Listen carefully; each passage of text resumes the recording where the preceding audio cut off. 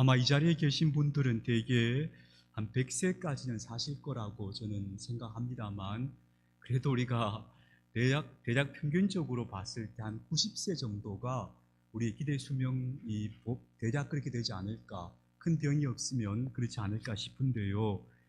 이 90세 정도 산다고 생각했을 때 사람의 총 날수를 계산해 보면 32,850일쯤 됩니다. 이게 날수로 계산해 보면 이게 좀 묘하죠. 90년 하면 되게 긴 것 같지만 날수로 계산하면 하루하루 그렇게 까먹으면 그날이 오는구나 하는 생각이 딱 들어지죠. 그리고 그 중에서 주일을 계산해 보면 약 4,700번 정도 될 겁니다. 하루하루 까먹어서 4,700번의 주일을 지나고 나면 우리는 이제 이 땅에서 마지막 숨을 쉬게 되는 겁니다. 우리는 이 땅에서 하나님이 딱 주신 날수만큼을 살게 되죠. 그래서 어떤 분들은 내가 내 삶을 더 충실하게 살아야겠다 해서 하루하루 그 날수를 헤아리며 살았다고 하죠. 오늘은 2만 몇천 몇일째야 뭐 이런 식으로 계산하고 사는 거예요. 예. 그렇게 한번 살아보는 것도 괜찮겠다 하는 생각 들어집니다.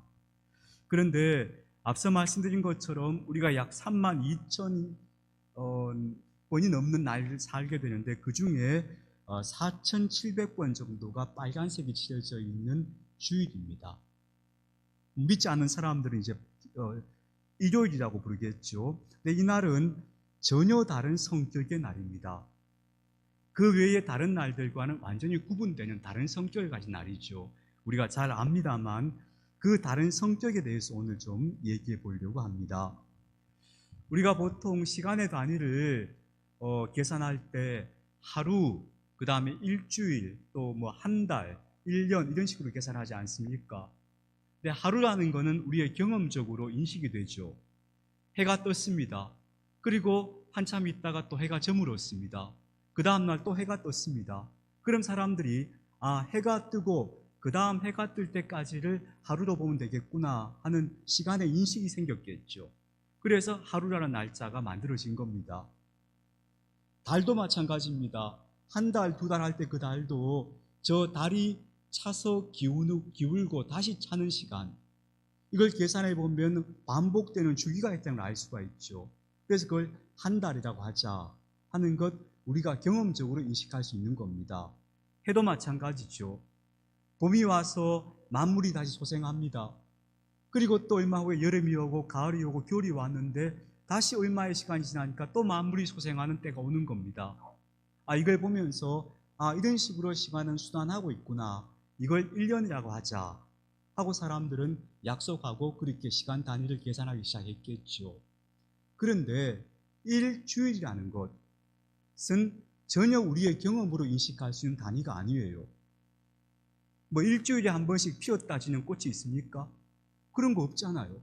우리의 경험으로 7일이라는 숫자는 전혀 우리의 경험의 범주에서 나온 것이 아니죠. 그래서 이것은 철저하게 인간에게 명령된 것이다. 인간에게만 주어져 있는 날이 바로 7일이라고 하는 범주고, 그 가운데 그 7일은 바로 안식일이라는 하루 때문에 그렇게 정해진 거죠. 그래서 이 일주일은 인간에게 명령된, 어떤 의미에서는 인간다움을 드러내는 날이 바로 이 7일, 곧 안식일이다, 이렇게 얘기할 수 있을 것입니다. 그렇죠. 인간만이 일주일 단위라는 시간 단위를 생각했고, 그리고 그 마지막 시간을 안식의 시간으로 정하여 지키고 있는 겁니다.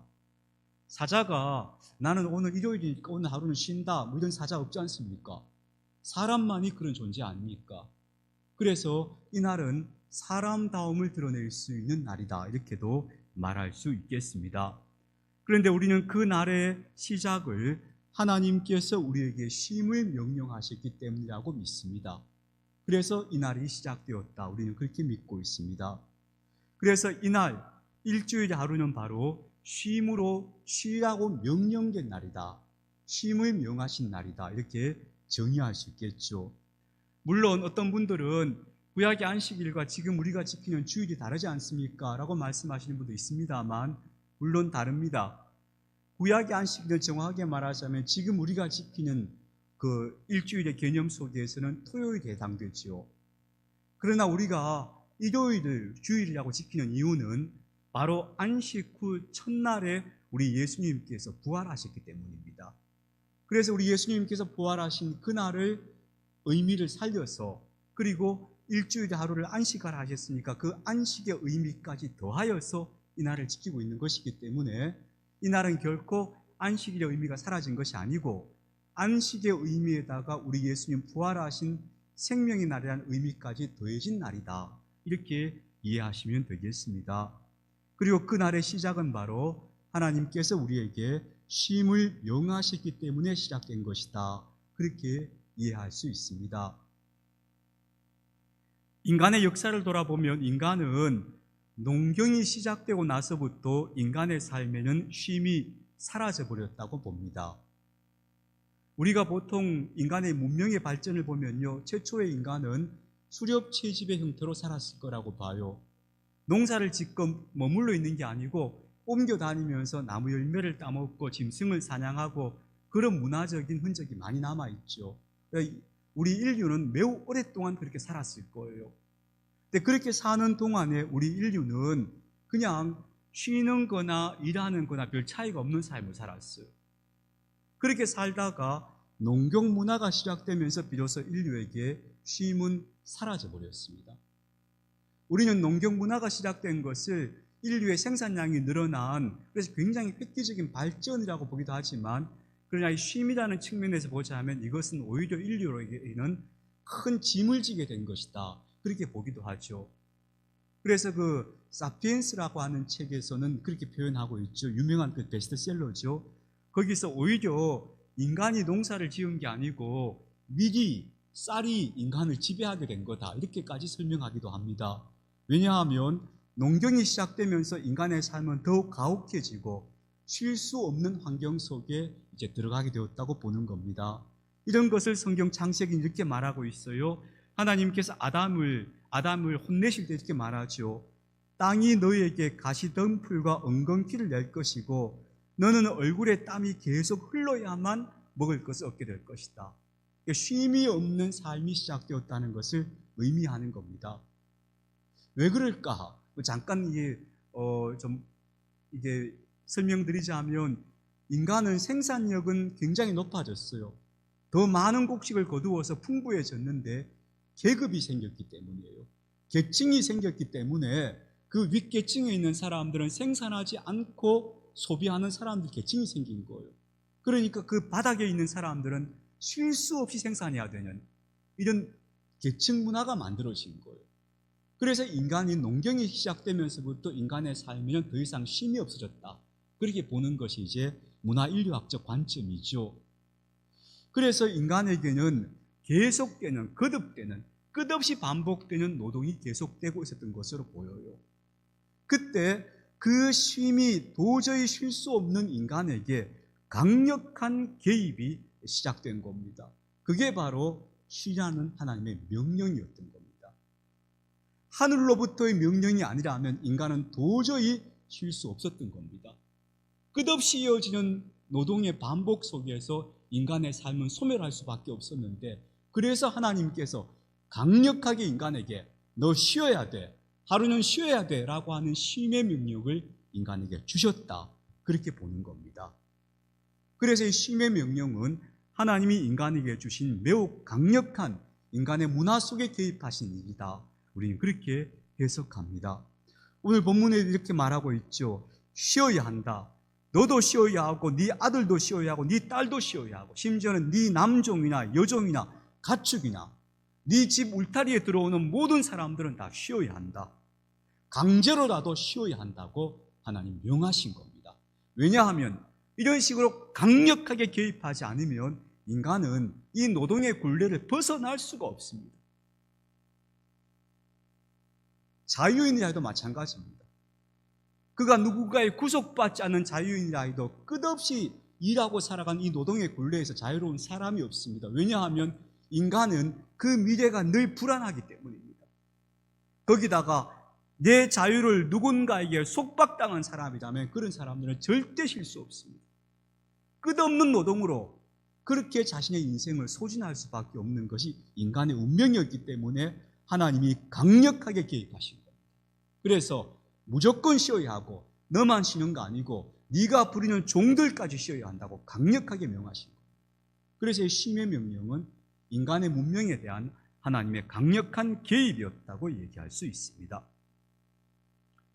제가 신학교 다닐 때 농촌 봉사활동을 갔습니다. 그때는 그런 문화가 있었죠. 여름방학이 막 시작되면 그때 이제 한 일주일 정도에서 시골에 가서 농사일을 돕는 대학생들이 많이 했었죠. 그때 농촌 봉사활동을 시골교회로 갔었는데요. 가서 와, 농촌 사람, 농사 짓는 분들이 이렇게 사는구나 하고 막 입에 단내가 나도록 경험한 그런 경험들이 있었습니다. 하루는 마늘밭에 불려갔습니다. 아침에 이제 동네 사람들이 와서 학생들 일 도와줘 학생들이 막 몇 명씩 데려가는 겁니다.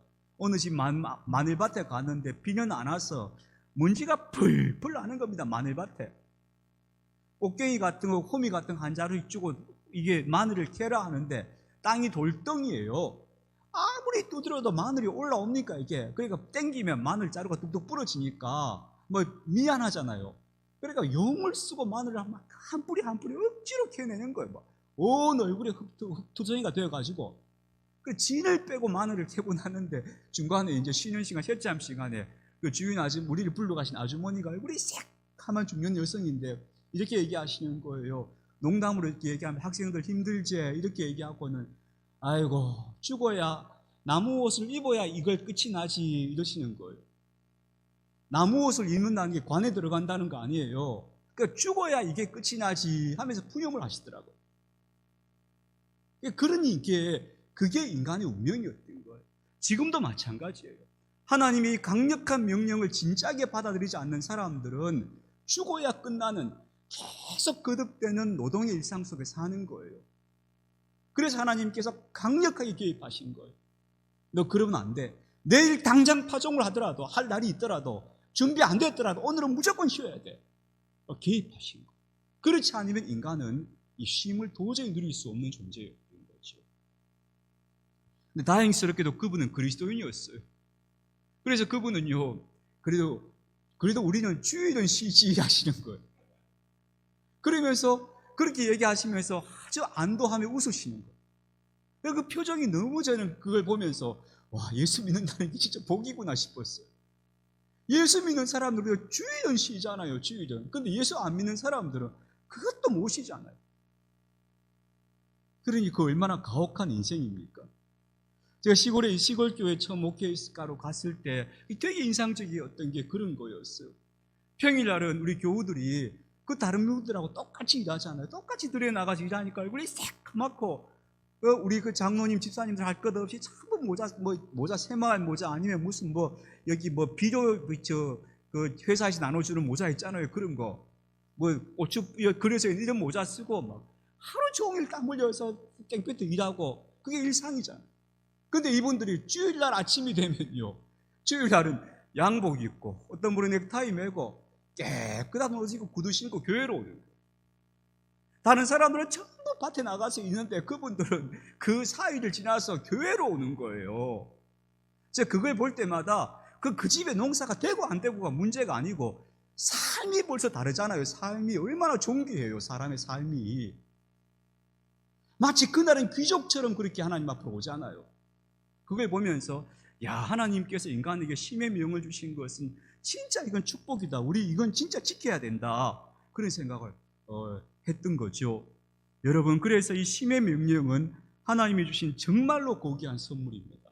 그래서 우리는 이날은 정말 이 쉼을 주신 하나님의 명령 앞에 철저히 순종해야 된다. 이건 우리를 살게 하는 것이다 하는 것을 좀 기억해야 되겠는데요. 그럼 우리가 어떻게 이 쉼을 누리며 살 것인가? 구체적으로 세 가지만 한번 생각해 봅시다. 너무 단순한 거지만 여러분 한번 생각해 볼게요. 첫 번째 쉼은요, 하나님 안에서 쉬어야 해요. 왜냐하면 하나님이 우리의 피난처예요. 그분이 반석이에요. 그 속에 들어가야 비로소 우리가 안전하게 쉴 수가 있어요. 그런데 세상 속에 머물러 있으면서 내가 쉰다라고 하는 건 사실 거의 불가능하죠. 제가 이 예배 시간이 참 귀하다고 느껴지는 건 적어도 이 한 시간 동안 우리는 세상에서 차단되어 있어요. 적어도 제가 지금 막 이렇게 소리 지르고 설교하는 시간 동안은 여러분이 딴 생각 별로 못 하시잖아요. 어쨌든 여러분이 지금 이 시간은 하늘을 바라보고 인간의 삶이 무엇이고 하나님이 어떤 분이고 이런 거 생각하고 있잖아요. 최소한 우리는 이 한 시간만큼은 이 세상의 모든 관심사로부터 해방된 거예요. 여기 여러분은 이 피난처에 오신 거예요. 이 한 시간도 없다면 우리는 하루 종일, 일주일 내내 세상 근심, 염려, 걱정, 불안 혹은 욕망 이 속에서 계속 쉼없는 삶을 계속 그 수레바퀴를 굴리고 있는 거예요. 그러니 이 한 시간의 예배는 한식처고 도피처예요. 여기가. 여기 와서 내가 비로소 멀리 바라보는 거예요. 내가 가야 할 본향이 있구나. 그래, 저 하늘에 하나님 계시지. 내가 지금까지 막 염려 걱정하고 살았는데 맞아, 하나님께 맡기면 되지. 이런 생각도 좀 생각이 나기도 하고요. 좀 마음속에서 기도가 나오기도 하고 이러면서 이 도피처 안에 여러분이 지금 머물러 계시는 거예요. 그러니까 진짜 쉼은 이 도피처에 와야 한다. 하나님 안에 들어와야 우리가 진짜 마음이 조금이라도 쉴 수 있게 된다. 여러분 주일날 예배 드리러 안 오고 나면 여러분 집에 있으면 찝찝하시죠? 그 왜 그럴까요? 오늘 내가 예배당에 안 가서 하나님 혹시나 예배 주일 성수 안 했다고 혼을 내실까? 불안해서 그러실까요? 아니에요. 저는 이 예배당 한 시간이 오고 가는 게 불편한 것 같고 시간 내는 게 힘든 것 같아도 이 시간이 주는 의미를 우리 영혼은 알고 있는 거예요. 우리 영혼은 적어도 이 한 시간은 내 영혼이 속박에서 자유로워지는 시간, 내가 이 세상의 속박에서부터 벗어나는 시간. 그렇기 때문에 이 한 시간을 놓치고 나면 우리가 뭐가 아쉬운 거예요. 중요한 뭔가를 내가 빠뜨린 것 같아요. 그리고 또 한 주간을 그 정신없이 살아요. 별 탈이 없어요. 그러나 중요한 뭔가 하나가 빠진 채로 사는 거예요. 그런 인생이 계속 거듭되어지면 어떻게 될까요? 계속 세상에서 들려오는 리듬에 내 몸을 맡긴 채로 헐떡헐떡 우왕좌왕 안절부절 못하고 이렇게 살다가 인생이 마감되는 거예요. 그래서 우리가 진짜 쉼을 누리려면 일단 하나님이 말하신 안식처에 잠깐이라도 와야 된다. 아니면 내가 올 수 없으면 골방에 들어가서라도 하나님 하면서 하나님 안에서 쉬는 시간을 가져야 합니다. 거기가 진짜 세상으로부터 차단되는 안식처다. 그 안식처를 찾아가는 것이 쉼이다. 그런데 그 안식처에 조차서도 너무 열심히 과도하게 봉사하느라고 지치는 경우가 있죠. 우리 옛날에 그런 거 많이 했잖아요. 제가 청년 때도 그랬거든요. 아침에 일찍 교회 가가지고 저녁에 저녁 예배 다 마치고 9시, 10시 내가 집에 오는 거예요. 물론 그때 즐거운 일도 많았어요. 친구들하고도 수다도 떨고 재밌는 활동도 하고. 그렇지만 저녁에 해가 져서 기진맥진해서 돌아와서 그 다음날 아침에 또 월요일날 출근해야 되잖아요. 지금 생각해 보니까 그런 문화는 좀 문제가 있었구나 싶은 거예요. 그래서 제가 우리 교회에서도 우리 교회는 저는 그렇게 어느 정도 우리는 하고 있지 않는가 싶은데 내가 즐겁게 할 정도만 교회 봉사하자. 즐겁게 할 정도만. 무리되게 할 필요 없다. 무리해서 몸 바쳐서 살신성이 날 필요가 없다. 그날은 쉬라고 한 날인데 쉼 없는 그런 고단한 하루를 또 하루 연장하는 일이 아니다. 쉬어야 한다. 쉼을 최우선의 가치에 두고 그러나 우리가 쉬면서도 먹고 마시고 서로 나누어야 하니까 최소한의 즐겁게 할 수 있는 정도만 서로 하자. 그래서 그 쉼을 서로 나누면서 하나님 안에서 우리 영혼이 그래도 예배당에 오니까 마음이 좀 편해졌어. 별거 아닌 것 같지만 여러분 그 잠깐의 쉼이라도 우리 누려야 한다. 그것 없으면 우리 영혼은 질식한다 하는 걸 좀 기억하면 좋겠습니다.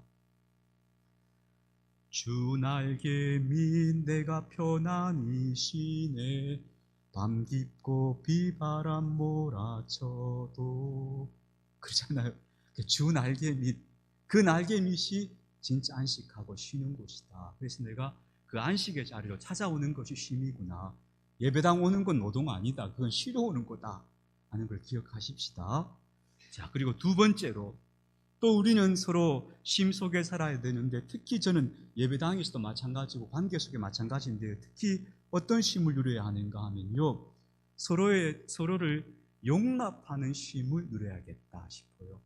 그게 쉼이구나. 그게 성경이 말씀하시는 쉼이구나 싶어요. 만약 여러분이 누군가가 여러분을 다 감독하고 있는 자리에 서 있다면 여러분 그게 쉼이 아니죠. 어떤 사람이 이렇게 말하는 거예요. 너 하고 싶은 대로 다 해. 너 하고 싶은 거 다 해. 너 마음껏 너희 집처럼 그렇게 지내. 이러면서 뒤에서 딱 쳐다보고 있어요. 그럼 그게 쉼이 됩니까? 안 되죠. 쉼이라는 거는 용납 속에 있어야 그게 쉼이 되는 거죠. 그래서 우리가 서로 함께 이날은 서로에 대해서 용납의 마음을 더 많이 내는 날이 되어야겠다. 그래서 빈자리를 만들어주는 거예요. 그 사람이 뭐라 해도 막 들어주면서 그래 이리 와 하고 옆자리를 내주는 거예요. 이런 용납의 태도를 보여주는 것이 진짜 쉼이 되겠다 싶어요. 예전에 저는 이런 생각을 했었어요. 예전에 제가 부목사 할 때 저는 새가족부를 맡았는데 새가족부를 맡으면 이제 하는 프로그램이 있어요. 주일마다 새가족이 오잖아요. 그럼 새가족부에 모시고 가요. 모시고 와서 잠깐 이제 담임 목사님과 이렇게 면담하고 기도하고 나서 그 다음에 새가족 부원들이 막 찬양을 불러줘요. 당신은 사랑받기 위해 태어난 사람하고 막 사진 찍어주고 막 이게 꽃다발 주고 막 이랬어요. 저는 그게 환대라고 생각했어요. 사람을 참 환영하는 거라고 생각했어요. 근데 나이가 좀 들어서 그런지 아니면 제가 성경을 조금 더 보니까 그런지 요즘 여러분 어떤지 모르겠어요. 저는 어떤 생각이 드는가 하면 그거보다 사람을 조용히 받아주는 게 진짜 환대겠다 싶어요. 막 호들갑스럽게 당신은 뭐 이거 아니고 그냥 사람이 왔을 때 따뜻하게 좀 바라봐주면서 그 사람 빈자리를 좀 만들어주고 뭐라고 좀 그 사람이 별난 짓을 해도 웃어주고 받아주고 용납해주고 그게 별스럽지 않아도 그게 환대구나. 그게 사람을 진짜 받아들이는 거구나 싶어요. 당신은 이래 놓고 뒤에 가가지고는 사람이 별나 이래버리면 이게 환대가 아니잖아요. 환대는 그 사람과 있는 그대로 그냥 좀 봐주면서 예 받아줍니다. 이거 환대잖아요. 그런 환대가 우리 안에서 적어도 이날만큼은 우리가 좀 더 많이 하자. 그게 그런 용납이 곧 환대가 된다. 사람과 사람 사이 용납이 환대인 것 같아요. 그래서 저는 주일날은 집에서 잔소리도 좀 적게 하자. 좀 누구 들으라고 하는 얘기 아닙니다. 잔소리 좀 적게 하고 집에서도 용납하고 환대하자. 이런 이야기 꼭 좀 말씀드리고 싶습니다. 그래서 그 배려하는 거죠. 세 번째로 쉼이 뭐냐? 쉼의 날을 우리가 어떻게 살아야 되느냐? 여러분 제가 이런 말씀을 들으면 여러분이 목사님이 좀 성경이 없는 얘기를 하는가 싶어 생각하실지 모르지만 저는 되게 성경적인 이야기라고 생각합니다. 쉰다는 건 뭐냐 하면요, 자기가 하고 싶은 걸 하는 겁니다. 쉬는 건 맥없이 가만히 누워있는 거 아닙니다. 쉬는 건 뭐냐 하면요, 해야 하는 일의 의무에서 벗어나서 내가 하고 싶은 걸 하는 게 쉬는 겁니다. 그게 진짜 쉽니다. 근데 지금까지 우리가 어떻게 살아왔어요? 해야 돼, 안 하면 안 돼, 해야 돼. 이런 일들에 계속 부대끼며 살아온 거예요. 적어도 일주일에 6일은 그렇게 살잖아요. 그럼 하루는 뭐 하는 날이냐? 난 내가 하고 싶은 걸 할 거야. 그날이 하루가 돼. 그게 쉬는 거. 진짜 쉼은 내가 하고 싶은 걸 하는 거. 진짜 부자가 어떤 사람인지 아세요? 자기가 하고 싶은 걸 해도 괜찮은 시간을 많이 갖고 있는 사람이 진짜 부자예요. 시간을 많이 갖고 있는 사람이 부자예요. 어떤 시간? 염려 걱정하지 않고 내가 하고 싶은 걸 할 수 있는 시간을 가진 사람이 부자예요. 여러분, 쉼의 날을 여러분이 해야 하는 의무에서 벗어나서 하고 싶은 것을 하는 날로 삼으시기를 바랍니다. 제가 이렇게 말씀드리면 어떤 분들은 근데 목사님 제가 생각해보니 하고 싶은 게 없어요 이래요. 하고 싶은 게 뭐예요? 물어보면 하고 싶은 게 없대요. 왜 그럴까요? 우리가 지금까지 해야 하는 일들만 하고 살아왔어요. 그래요? 이제부터 찾으셔야 돼요. 이제부터라도 하고 싶은 거를 작은 것부터라도 내가 하고 싶은 일을 해야지 하고 잠잠히 생각해 보세요. 그래서 그 일들을 찾아가시는 것이 진짜 쉼이고 그렇게 하는 것이 우리가 하나님이 주신 우리 인생의 날들을 정말 풍성하게 누리며 사는 것이다. 그렇게 말씀드리고 싶어요. 세 가지로 정리해 볼게요. 먼저 하나님 안에서 그 돛비처에서 쉼을 누리자. 그래야 우리 영혼이 비로소 안식한다. 그게 짧은 순간이어도 괜찮아요. 그 쉼이 꼭 필요해, 우리 영혼에는. 그리고 우리 영혼이 시야를 다른 데로 돌리는 시간, 세상 아니고 하나님 바라보는 시간, 이런 시간이 꼭 필요해요. 그리고 우리 영혼이 살아요. 두 번째로는 서로 용납하는 환대를 좀 많이 베풀자. 그 속에서 우리는 쉬게 된다. 세 번째로는 해야 하는 것보다 하고 싶은 일을 좀 찾아서 하자. 그것이 참으로 쉼의 날을 누리는 것이다. 그렇게 말할 수 있겠습니다. 앞으로 이제 우리나라는 주 4일제가 아마 대세가 될 거라고 많은 분들이 얘기하죠. 저는 되게 바람직한 변화라고 생각합니다. 그 주 4일 하면 생산성이 떨어져서 경제가 위축되지 않겠습니까? 라고 얘기하는데 실제로 많은 보고서들을 보면 주 5일 근무한 거나 주일 4일 근무한 거나 생산성에 차이가 없다는 보고서가 많이 나오고 있어요. 왜냐하면 충분히 쉬고 나면 사람들이 훨씬 더 일을 잘하더라는 거예요. 그래서 쉬는 일에 죄책감 가지지 말고 충분히 쉬는 시간 많이 갖는 것 매우 복된 삶이다. 하나님께서 우리에게 원하시는 삶이다. 일주일에 하루 쉬라 하셨다고 해서 일주일에 하루만 딱 쉬어야지 6일은 쉬면 안 돼, 이거 아니에요. 하도 인생이 고단하고 힘드니까 이 날만은 쉬어야 돼 하신 거지, 하나님께서 노동하다가 노동으로 끝나는 인생을 우리에게 명하신 게 아니에요. 태초에 만드신 에덴에서의 삶을 생각해 보세요. 하나님과 더불어서 온 피조물과 더불어서 인간이 얼마나 복되고 누리는 삶을 살았어요. 그게 하나님께서 원래 인간에게 원하신 삶이에요. 그 여러분 많이 쉬고 누리시는 삶을 사시길 바랍니다. 그런데요, 사람이 쉼을 많이 경험하게 되면 어떻게 되는가 하면요, 저는 이거 제 관점인데, 사람이 쉼을 많이 경험하면 사람이 멋있어지는 거예요. 첫 번째로 안절부절하는 게 좀 사라져요. 특별히 하나님 안에서 쉼을 많이 경험한 사람, 쉼의 기도, 쉼의 시간을 많이 경험한 사람들은 마음에 불안이 많이 들어져요. 그래서 안절부절하거나 이러지 않아요. 아유, 어떻게 해야 되지? 이런 거 별로 없고, 그게 점점 줄어들어요. 두 번째로, 특별히 또 우리가 쉼을 많이 경험하고 나면 사람이 너그러워져서 좀 따뜻해지고 다른 사람에 대한 배려심도 깊어져요. 사람들이 막 바쁘게 살고 막 일에 몰려 사는 사람들일수록 날카롭고 갈등이 많아지고 힘들어요. 우리 사회가 어디서도 자꾸 갈등이 생기는 이유는 쉼의 부족이다 하는 말 결코 과장된 말 아닌 것 같아요. 세 번째로, 사람이 자기 하고 싶은 일을 자꾸 하다 보면 삶이 즐거워져요. 삶이 즐거워져요. 그러니까 사람이 멋있어지는 거예요. 어떻게 되는가 하면 평안해지고 너그러워지고 즐거워져요. 그래서 하나님 우리에게 쉬라고 하신 거예요. 특별히 이날만큼은 꼭 쉬세요. 꼭 쉬시길 바랍니다. 하나님 안에서, 그리고 배려하고 용납하면서, 그리고 하고 싶은 일을 찾으세요. 아, 목사님, 나는 뜨개질을 하는 게 너무 재밌어요. 그거 하세요. 난 산책이 좋아요. 그거 하세요. 나는 가서 이웃도 없는 남 도와주는 게 그렇게 즐거워요. 그거 하세요. 그걸 하셔야 돼요. 그걸 하셔야 우리 인생이 낭비가 안 되는 거예요. 내가 해야만 하는 일들에 계속 쫓겨 살다 보면 나중에 후회하게 돼요, 인생이. 하나님은 우리가 그렇게 살기를 명하시지 않으셨어요. 여러분이 하고 싶은 일이 뭔지, 하나님 저는 뭐가 하고 싶을까요? 물어보세요. 그거 하세요. 그거 하시면서 여러분의 삶을 아름답게 누리고 쉬고 건강하게 사시다가 우리 영원한 안식이 있는 나라로 함께 가십시다.